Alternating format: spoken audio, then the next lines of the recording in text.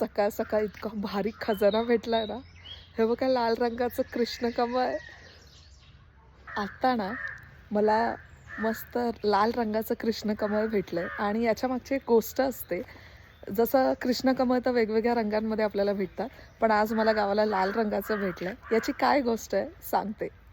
या कृष्णकमळामध्ये हे जे 5 तुम्हाला हिरव्या रंगाचे दिसतात ना, त्यांना आपण 5 पांडव असं म्हणतो. आणि खालच्या बाजूला जे सफेद रंगाचे तुम्हाला दिसतात, त्यांना आपण 100 कौरव म्हणतो. म्हणजे हे 5 पांडव आणि 100 कौरवांपासून बनलेलं एक कमळ आहे, म्हणून याचं नाव आहे कृष्णकमळ. आपल्या आजूबाजूला असलेल्या गोष्टींमध्ये किती इतिहास असतो, किती कथा असतात, किती छोट्या-छोट्या गोष्टींमध्ये जीवनाचं सार असतं ना. म्हणजे कौरव आणि पांडव यांची जी कथा आहे ती एका फुलामध्ये व्यक्त केलेली आहे आणि ज्यांनी कोणी ही संकल्पना फुलाशी जोडली आहे, मांडलं पाहिजे राव. इकडे ना कृष्ण कमळाची लय मोठी वेल आहे.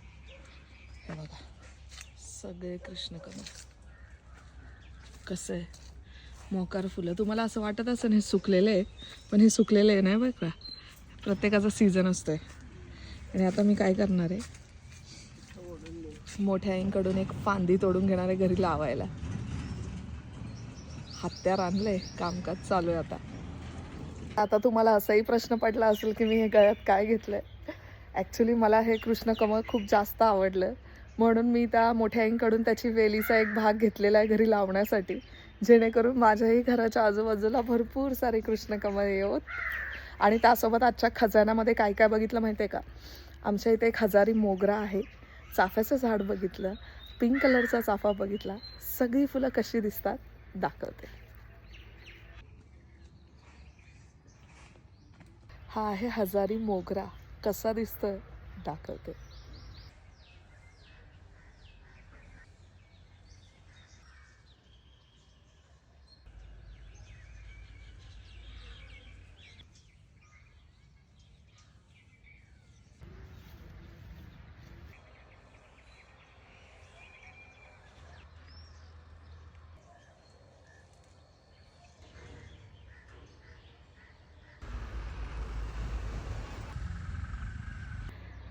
मला आज काय वाटतंय माहिती आहे का, आपल्या सगळ्यांच्या आजूबाजूला निसर्ग आहे, आपल्या सगळ्यांच्या आजूबाजूला खूप सुंदर अशा गोष्टी आहे.